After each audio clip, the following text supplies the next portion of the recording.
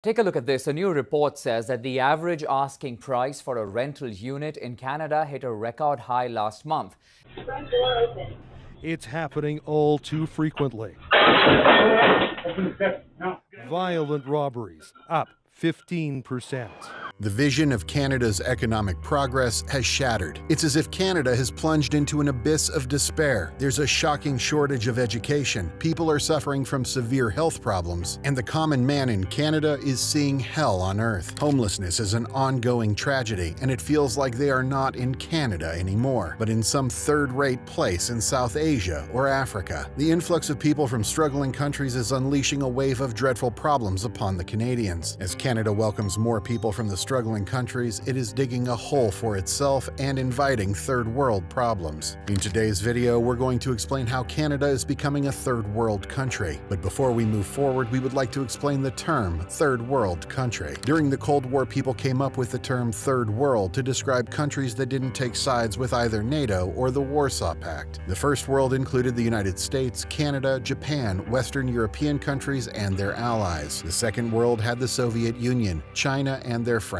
This helped sort out countries into three groups based on politics. But after the Soviet Union fell in 1991, the third world names started to go away. It didn't make sense anymore in a world without two big enemies. Nowadays, it's not polite to use the term third world because it's outdated and hurtful. People prefer to say developing country, underdeveloped country, or low and middle income country. There's no one definition for a developing country, but some common characteristics include low per capita income, high levels of poverty and inequality, limited access to education and healthcare, poor infrastructure and public services, and political instability and conflict. Keeping this parameter in mind, it appears that Canada is slowly slipping into a third world country. To begin, affordable housing is a phrase that's becoming unfamiliar to many Canadians. According to Statistics Canada, countless Canadian households are grappling with homes that are in bad shape, too crowded, or way too costly for those who live in them. Recent data indicates that approximately 1 in 6 homes that people own turned out to be beyond their financial reach. The situation is even more dire for those who rent, with 1 in 3 rental homes deemed unaffordable by their occupants. Furthermore, the survey highlights that rented homes are also more likely to need significant repairs, standing at 7.3% as opposed to 5.3% for homes owned by residents. Additionally, these rented homes are over 3 times as likely to lack enough bedrooms and accommodate the number of people residing in them, sitting at around 10% versus just 3% for owned homes. It's a truly distressing situation, leaving many Canadians feeling trapped in challenging circumstances. The question that lingers is, what more can Canadians endure in the face of such adversity? In the dark tale of a place that now resembles a third world country, Canada finds itself leading the way in a chilling horror: homelessness. The shocking truth is that around 235,000 Canadians endure the nightmare of homelessness every year. Homelessness, in simple terms, is being without a place to call home, and the count of those facing this harrowing ordeal is on the rise, along with the duration of their despair. This nightmare is no one's choice, and it can affect anyone. The root cause is poverty, but lurking beneath are issues like poor physical or mental health, exposure to violence or abuse at home, lack of jobs or income, and a scarcity of affordable housing. The haunting reality is that Canada's homeless population is a diverse group of people. The individuals we see on the streets are just the tip of the iceberg, accounting for less than 20% of the homeless. There's an even more chilling hidden homeless population of up to 50,000 people. These are individuals who find themselves temporarily seeking refuge with family or friends because they have nowhere else to turn. The horror deepens when we look at homeless families with children. Their numbers are skyrocketing, with no end in sight. Over 10% of Canadian families are living below the low-income threshold, struggling to meet even their most basic needs. In the past 25 years, the number of youth shelter beds in Toronto is increased by a horrifying 450%. Many of these young souls are escaping from terrifying situations, with a staggering 61% reporting either physical or sexual abuse by an adult at some point in their dark and turbulent lives. The growing tide of crime in Canada is also sending chilling signals about the state of the nation. It's as though people are witnessing a troubling transformation, where Canada's reality is starting to resemble that of some third world regions in Africa or Asia. In 2022, 2022, crime in Canada continued to rise, as per new data from Statistics Canada. The level of violent crime reached its highest point since 2007, and the number of murders hit a 3-decade high. Statistics Canada's Crime Severity Index, which keeps track of police-reported crimes, saw a 4% increase overall last year. Violent crime in particular went up by 5% in 2022, following a 6% increase in 2021. Just over 530,000 violent incidents were reported in 2022, marking a 39% jump from around 380,000 in 2015, when a 9-year decline in violent crime came to a halt. This persistent rise in violent crime and the highest murder rate in 30 years is concerning. There were 874 homicides last year, marking a 4th consecutive annual increase. The homicide rate at 2.25 homicides per 100,000 population is now the highest since 1992. This surge was driven in part by noticeable increases in homicides in BC, Quebec, and Manitoba. The provinces of Manitoba and Saskatchewan continue to have the highest murder rates in the country. Similarly, the right to health is not a privilege. It is a fundamental human right that lies at the very core of a just and civilized society. In any country, the inability to provide adequate health care for its citizens is not merely a sign of inefficiency. It's a perilous step toward anarchy. It's an abandonment of the very principles upon which a nation is built, leaving its people vulnerable, suffering, and desperate. To illustrate this, let's take the harrowing case of Liz Leclair, a fellow citizen, as an example. Liz's excruciating 36-hour ordeal, grappling with severe abdominal pain and vomiting, occurred within the confines of her Dartmouth NS home. The utter absence of an ambulance during her time of desperate need is a stark manifestation of the overwhelming burden weighing down Canada's healthcare system. This heavy load is primarily a result of severe worker shortages that have left the system gasping for breath, gasping for help. Experts unanimously agree that urgent attention is not only necessary, it is mandatory. In Liz's case, when her pain escalated, she turned to the province's virtual health line, only to be met with the heart-wrenching news of a 9-hour wait to speak with a nurse. Hope turning to despair, she dialed 911, enduring over 2 hours of anxious waiting for an ambulance that never arrived. The grim realization that she would have to endure a seemingly endless 16-hour wait to see an emergency room doctor left her with no other choice but to rely on the fading hope that her symptoms would simply subside, all while her family members cared for her at home. However, the plight of Liz Leclair is not an isolated incident. Across the expanse of this vast nation, countless Canadians are grappling with the torment of extended wait times at hospitals, the closure of emergency departments, declining ambulance availability, and a shortage of access to long-term care, among a multitude of other distressing issues. The very system designed to safeguard their health is instead contributing to their pain and anguish. This is not how a country founded on principles of justice and compassion should operate. The responsibility for this grim situation squarely lies with the government and its immigration rules. Canada admits more immigrants per person than any other place on Earth. See, this very policy is the exact reason why Canada is turning into a third-world ghetto. It is simple. As more people come to Canada and the supply of homes falls short of demand, the prices of houses and rents soar. The result? An icy, unrelenting struggle for Canadians to secure a reasonably priced place to call home. In the heart of Canada, as the cost of housing soars to unimaginable heights, it is forcing many people into a devastating spiral of poverty. Some individuals, they're left without a roof over their heads. In these trying times, desperation is driving some to desperate measures, causing crime rates to surge and casting ominous shadows over the safety of everyday Canadians. It's as though Canada is inching closer to resembling a struggling, far-off land in these crucial aspects. But the tragedy doesn't stop there. As the flood of people in desperate need of medical care in Canada is surging thanks to the immigration Ponzi scheme, the once readily available healthcare system is collapsing, much like the dire circumstances faced in certain underdeveloped nations. Moreover, as Canada is opening its doors to a substantial influx of people from nations grappling with their own challenges, Canada is inheriting a multitude of issues, much like the burdens these countries bear. The unfortunate reality that most Canadians don't want to admit is when you import enough third-world people, the country is going to have to deal with third-world problems. Now, if Canada were to reduce immigration, the extra money could help address the major issues faced by everyday Canadians. This includes things like helping homeless Canadians, taking care of the elderly, fighting poverty, supporting our retired or injured military, stocking up food banks, improving healthcare, creating jobs, and helping with Indigenous communities. With some careful spending, Canada might even be able to give tax breaks to Canadians who don't earn much. So it's up to the government to make these important important decisions and rethink its immigration policy to put the well-being of its current citizens first. Failure to do so would plunge Canadians deeper into a nightmarish world where the needs of regular people are ignored. It is up to Canada to live life as a progressing country or accept its fate as a third world country. If you like this video and want to learn more about how immigration is contributing to Canada's transformation into a third world country, check out this video here. And if this video brought value to you, please consider liking and subscribing. Thanks for watching.